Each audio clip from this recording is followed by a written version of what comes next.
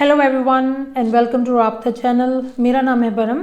तो आज जो बेसिक मैं डिस्कस करूँगी वो है कि कई लोग ये बिलीव करते हैं कि कनाडा जो है वो बहुत अच्छा है, कनाडा में बहुत चीज़ें फ्री हैं, जैसे आपको ईआई बेनिफिट मिलता है वो भी फ्री है। ऐसी कई चीज़ें हैं कि जो लोग सोचते हैं कि फ्री है।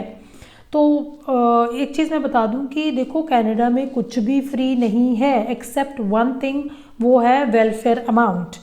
कि आपको अगर वेलफेयर मिलती है उसके अलावा आपको कुछ भी फ्री नहीं है वहाँ पे।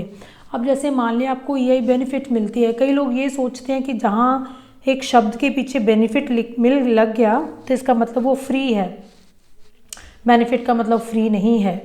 अब देखो ईआई बेनिफिट जब आपको मिलती है बेसिकली जब आप काम करते हो, तो आपने अमाउंट अपनी कटवाई होती है ईआई की, है ना, जो ईआई को जाती है। उसके बाद आप जो बची हुई इनकम होती है उसके ऊपर टैक्स पे करते हो। जब आपको ईआई बेनिफिट मिलती है आपने उसके ऊपर टैक्स पे नहीं किया होता। तो मान लिया जिस साल में आप ईआई ले रहे हो उस साल में आपने कोई काम भी किया और आपकी टोटल इनकम ज़्यादा हो गई है तो ऑफकोर्स आपको टैक्स पे करना पड़ेगा।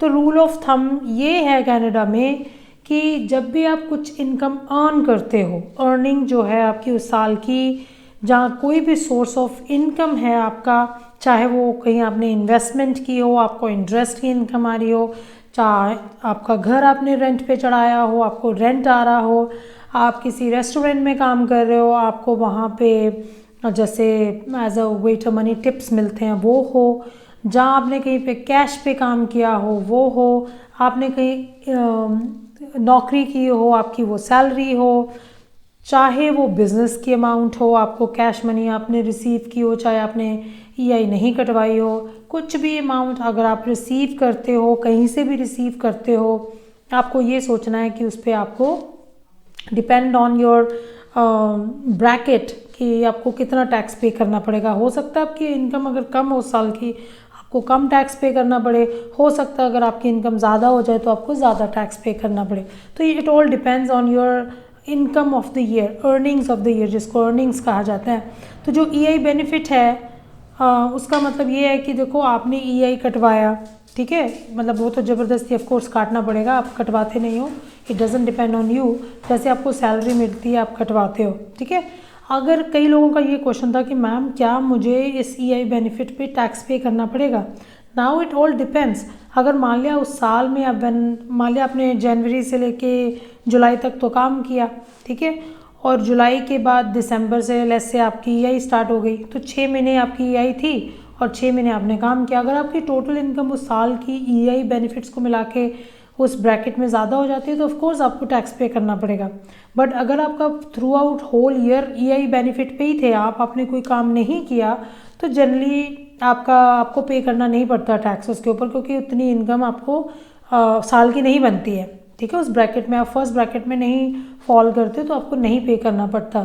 तो आपका जो रूल ऑफ थंब ये होना चाहिए कि भी अगर हमने टोटल हमारी उस साल की जो भी इनकम हुई है इंक्लूडिंग योर ईआई बेनिफिट, तो आप ये सोचो कि हम उस ब्रैकेट में फॉल करते हैं कि नहीं करते हैं। अगर करते हैं तो ऑफकोर्स आपको टैक्स लगेगा ही लगेगा।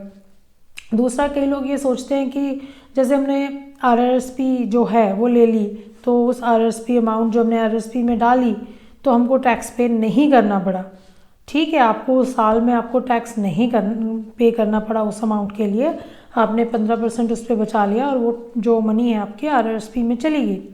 पर आपको ये अंडरस्टैंड करना पड़ेगा कि जब भी आप उस अमाउंट को निकालोगे, आज से 10 साल 20 साल 30 साल 65 ईयर्स पे एक्चुअली अलाउड होता है, तो जब वहाँ उस टाइम पे निकालोगे तो ऑफकोर्स आपकी आरआरएसपी का जो अमाउंट आपने डिपॉजिट हर साल किया होगा वो काफ़ी बड़ा हो गया होगा।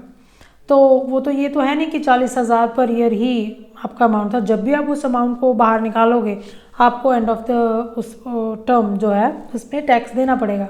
तो मेरा कहने का सिर्फ ये मतलब है कि आप चाहे आज उसके ऊपर टैक्स पे कर दे, चाहे आप आज से 40 साल के बाद में उस पर पैसे को निकालें, आपको टैक्स पे करना ही पड़ेगा। अदरवाइज़ आपको उसको एन्युटी में कन्वर्ट करना पड़ेगा। आप उस अमाउंट को इकट्ठा यूज़ नहीं कर सकते हो।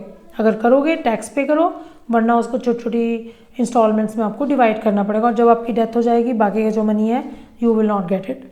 सो मेरा कहने का मतलब सिर्फ आपको ये समझना है कि कनाडा जो है it's not a free country in the sense कि आपको सब कुछ फ्री मिलेगा, कुछ भी फ्री नहीं है। आपको जो है हर अमाउंट पे करना ही पड़ेगा। Nothing is free there. अगर आप कहते हो मेडिकल फ्री है, मेडिकल भी फ्री नहीं है, उसके लूप होल्स हैं, आप कहाँ से कैसे पे करते हो, वो सब पैसे आपकी जेब से ही जाते हैं।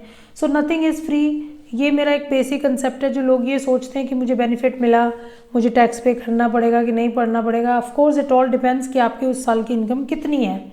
सो मैं एंड में यही कहूँगी कि वेलफेयर के अलावा जो भी आपका सोर्स ऑफ इनकम आएगा आपके पास, आपको वो शो करना पड़ता है CRA को, आप जब टैक्स पे करते हो। सो आज के लिए यही था। Thank you very much. I hope it helps to everybody.